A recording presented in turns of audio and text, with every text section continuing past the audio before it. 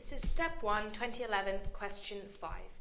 So we're given that k is between 0 and 1, and we're asked to show that with the help of a sketch that the equation sine x equals kx has a unique solution in the range x between 0 and pi.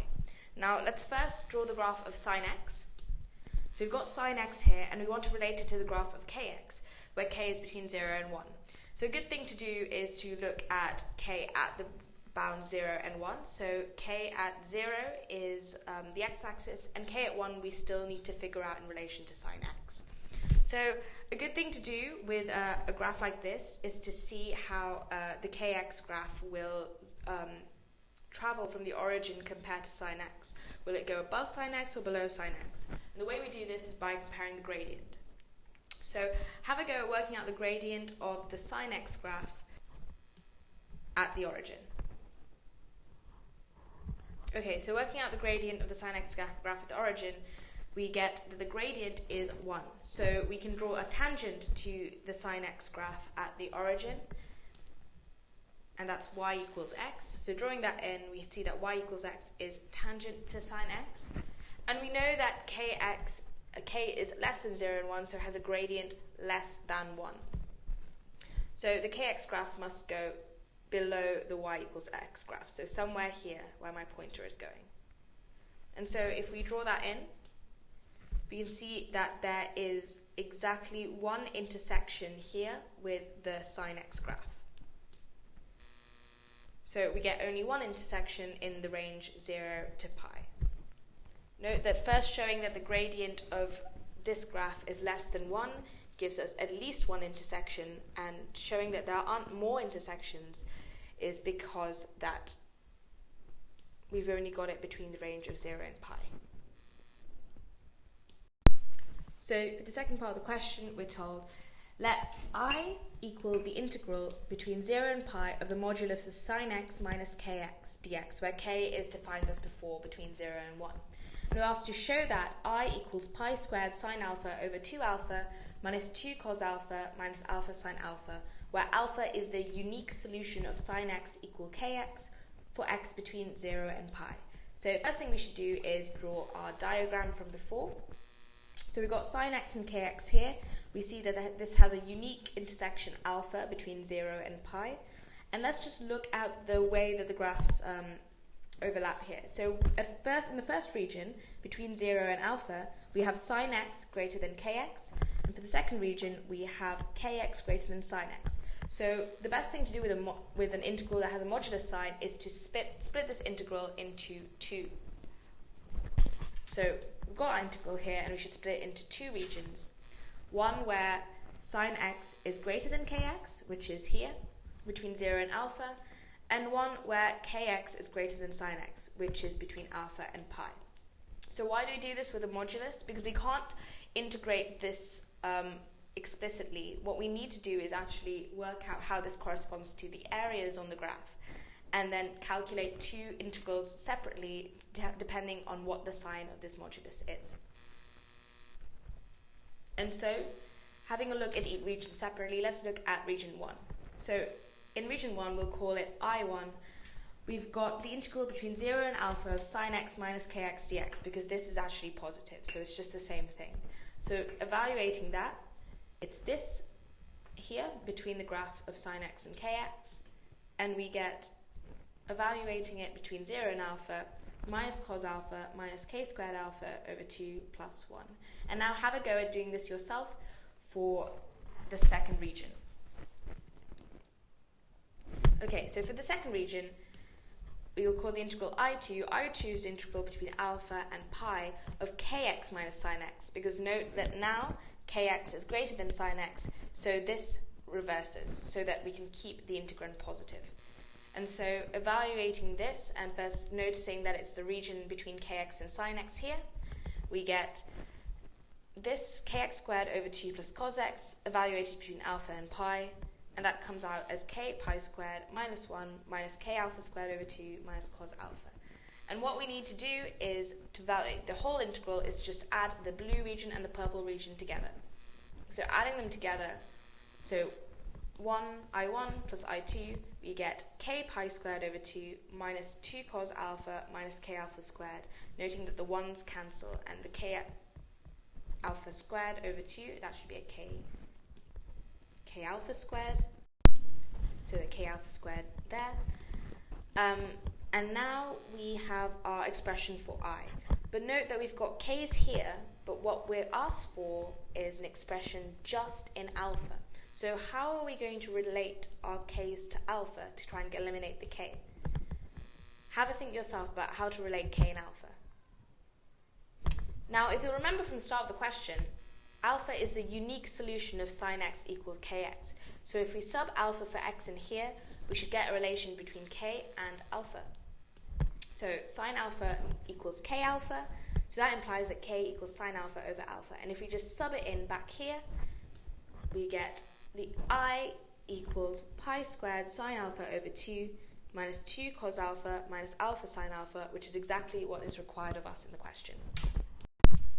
So we're now asked to show that I, as a function of alpha, has a unique stationary value, and that this is a minimum, and deduce that the smallest value of I is minus 2 cos pi over root 2. So the first thing we should do is to differentiate I with respect to alpha to find our stationary value. So I is what we have from before, and let's use a mixture of quotient rule and product rule to evaluate di d alpha. So evaluating this, using quotient rule here, we get pi squared over 2 times alpha cos alpha minus sine alpha over alpha squared, plus 2 sine alpha from here, minus alpha cos alpha minus sine alpha that comes from product rule on minus alpha sine alpha. And now, if we simplify this a bit further, we get pi squared over 2 alpha squared times alpha cos alpha minus sine alpha plus sine alpha minus alpha cos alpha. Now this is a bit of a complicated expression, but if you can spot a quick factorization, it'll make things a lot easier. So our factorization is actually alpha cos alpha minus sine alpha times pi squared over 2 alpha squared minus 1. So we have a factorization here, and that means, so for di d alpha to equal 0, we require one of these brackets to equal 0 at least. So we either have alpha cos alpha minus sine alpha is 0, or pi squared over 2 alpha squared minus 1 is 0. So if number 1 is true, this gives us tan alpha is alpha, and then if number 2 is true, rearranging this, we get alpha equals pi over root 2. And know that it would have been pi over plus minus root 2 because we square rooted, but we know that alpha is positive, so we're just taking the positive root.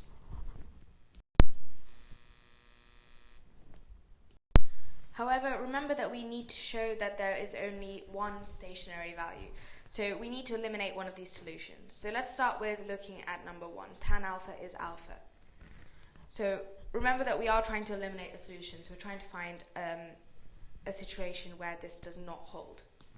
So let's look at solutions to tan alpha equals alpha for alpha between 0 and pi. And first looking at it graphically like we've done before. So looking at it graphically, we've got tan here reaching an asymptote at pi by 2 and negative at pi. We know that alpha is also positive. So we can just look at the region between 0 and pi by 2. So we require tan alpha to equal alpha.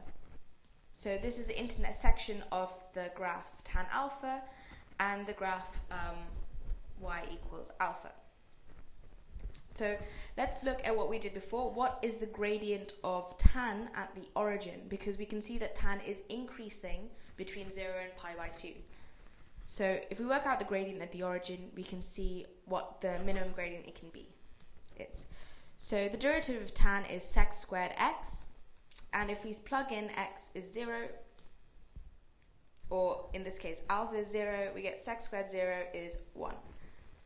And that means that our tangent to the curve tan alpha at alpha is 0 is in fact y equals alpha, or y equals x. And so we know that tan x is increasing, so there is no solutions for tan alpha equals alpha in this range, because these can never cross because tan is going faster than y equals alpha. So we've eliminated solution number 1, and we can look at alpha equals pi by root 2 alone.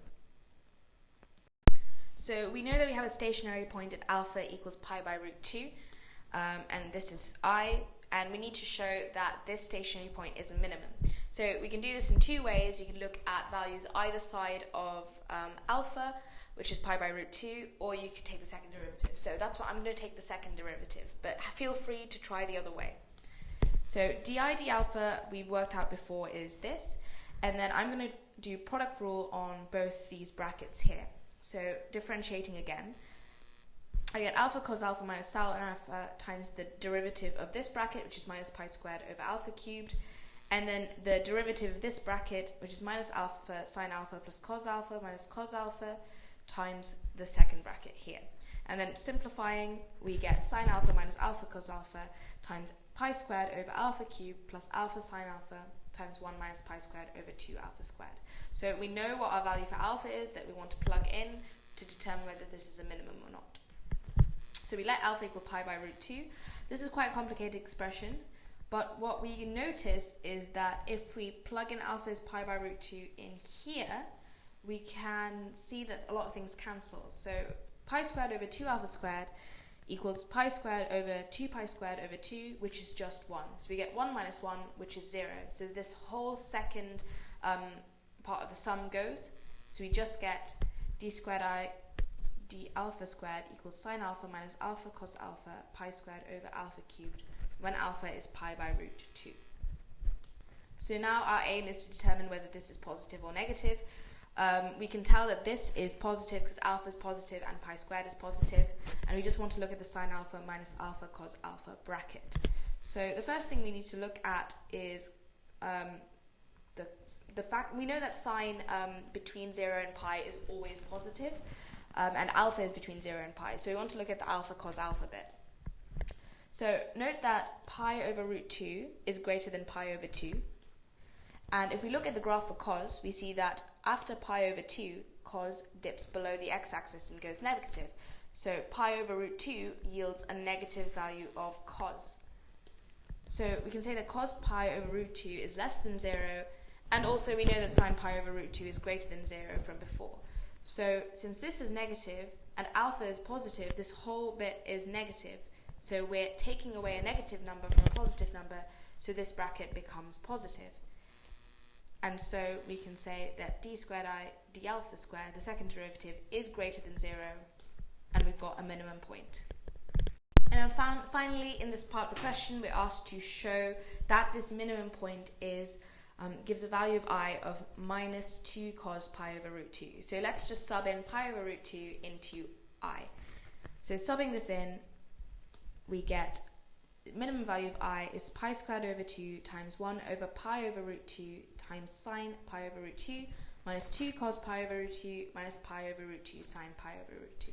And if we actually just simplify this bit here, we can see that this comes to pi over root 2, cancelling the pi's and cancelling the 2 over root 2, which makes root 2.